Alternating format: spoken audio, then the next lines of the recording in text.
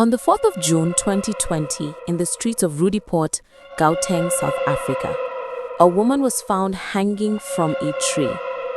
Upon further inspection, it was clear that this said woman was pregnant, fully pregnant, and determined to be 8 months pregnant. And the first question was, why would a young pregnant woman want to unalive herself in this manner? Why would she want to unalive herself at all? What could have gone wrong in her life for her to get to this point? It was a sad sight. However, in the process of retrieving her body and upon further inspection, they noticed and observed a gunshot wound to her chest. And it did not make sense to the authorities. It did not make sense to the police. Did she shoot herself in the chest and then proceed to tie a rope around her neck? Or did she put herself on that tree and then shot herself in the chest? Either of these scenarios did not make sense, and only one thing could explain it. Somebody had shot her in the chest, killing her, and then proceeded to set her up to look as though she had unalived herself. And this was the moment that the authorities knew that they were not dealing with a case of self-unaliving. This was a case of murder. This was homicide. Somebody had done this to this woman. And instantly a case was opened. Who is the killer? And why did they want her dead? Not to mention, along with a baby that was nearly almost fully formed in her. I mean, people give birth at 8 months, right? So, from the look of things, this is double homicide. At a young age, the Hufasa was said to have lost both parents, causing her and her younger brother to move in with their aunt, who took care of them as though they were her children, as though they were her own. She grew up interested in fashion and soon became a makeup artist. But she wasn't big at the time, slowly just building her brand. And one day, she attended a party where she met a younger man by the name of Ntutu Kushoba. Not much is known about Ntutu Kushoba except that he was the last born. He was last child of his mother. As a social person and an outgoing person, it was said that the Hufasa and Ntutu Kushoba pretty much vibed at this party. She was giving him the green light. They caught each other's attention and they began talking. This was in 2018. After the party, they kept in touch and eventually they started dating. But there was one problem. One that would change the trajectory of this young woman's life.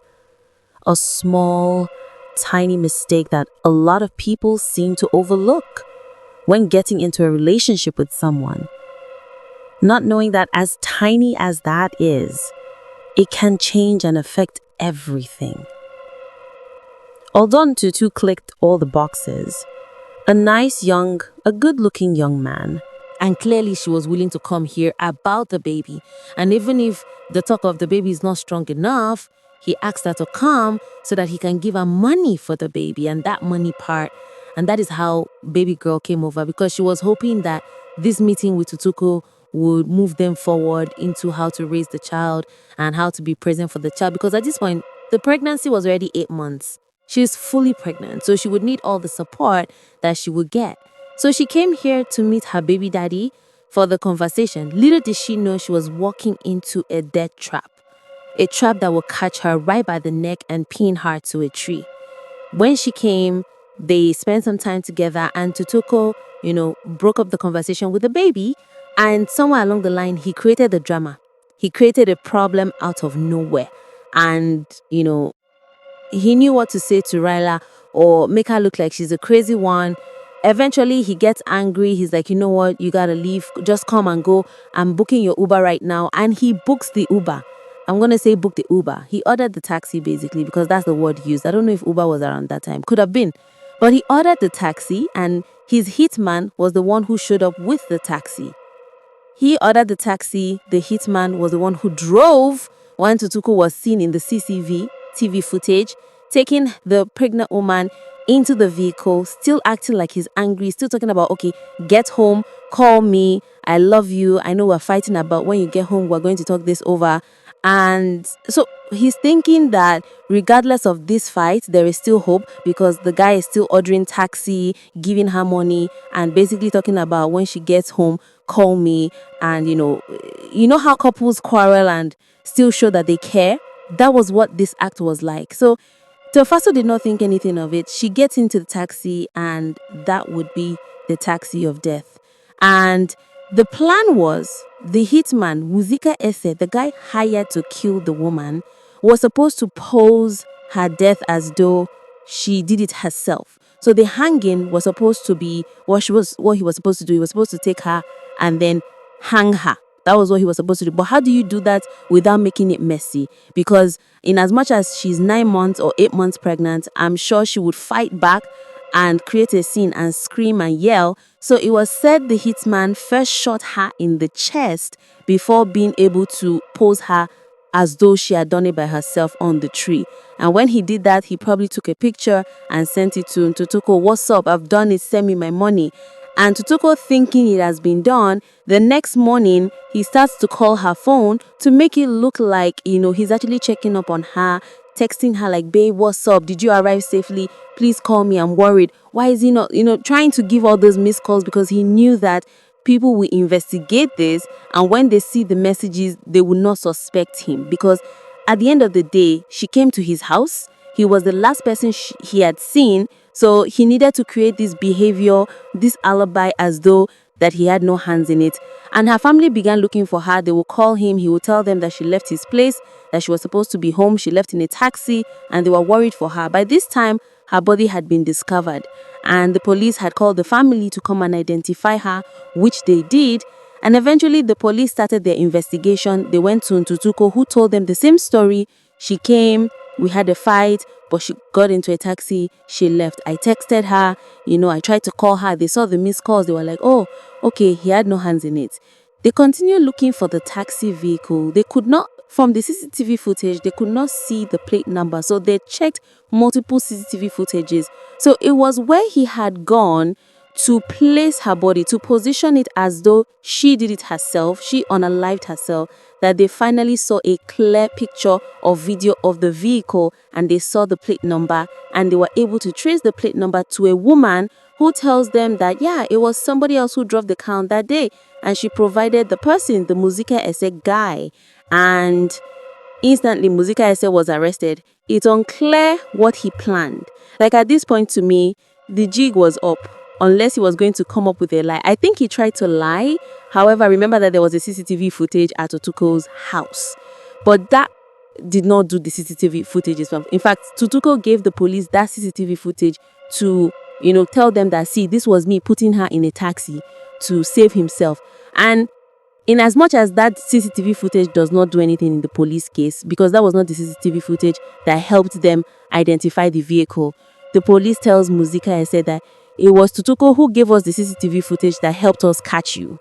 And that was when Ťrèé was like, what? Tutuko gave people the CCTV footage that locked me up here, that got me here, he's the one who sent me. He's the one who paid me to do it. That was his girlfriend. He started spilling, yelling, vamping. Everything started pouring out from his mouth like a puke. And that was it. That was how the police were able to pretty much pin Tutuko to the murder. He was arrested and they were both charged to court. Ťrèé got 22 years in prison because he testified.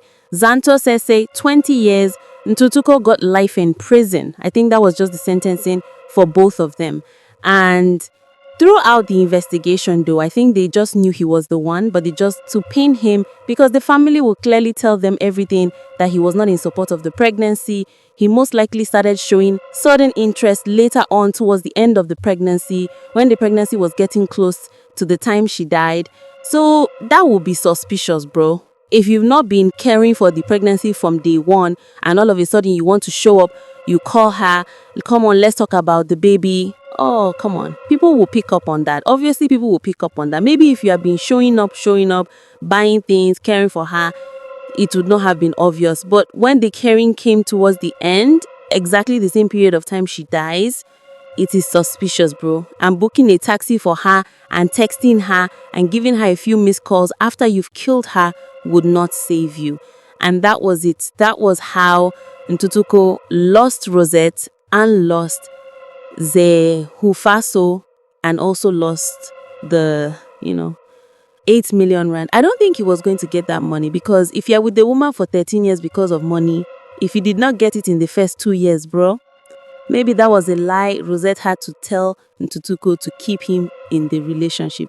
Since a pregnancy can't keep a man, maybe 8 million rand can. The main chick was like, babe, you just gotta be with me because, my mom is gonna give me 8 million rand. So, stick around. Maybe she'll give it to me when she dies. So just let's be here and let's keep dating and hope she dies. And Ntutuko was like, oh, really? Okay, let's meet here. 1 year, 2 years, 3 years, 4 years, 5 years, 13 years later, you're still with this woman and there's no 8 million rand anywhere. And you're out here tilling somebody who most likely cared for you, who has gotten pregnant for you twice. Why couldn't you get Rosetta pregnant though? But did he have a child with Rosette? I mean, he should have, since he's so fat at getting Tahofa pregnant twice in 2 years. That means Rosette should have been pregnant for at least 13 times. That will be enough to keep the money coming, right? It's unclear if, I don't know, his relationship with Rosette wasn't so clear, but from my imagination, he was waiting for money that was not going to come. Maybe Rosette was giving him money, helping him financially, but that 8 million rand, how was he even going to get it? Let's assume the mother gives Rosette the money. I think he was going to kill Rosette too, from the look of things, to get the money. But that's what it looks like. Because I don't think Rosette would be like, okay, when she gives me, I'll give you half. I'm sure she has this useful money too. So maybe he was going to kill that one also. It's unclear, but you guys let me know your thoughts.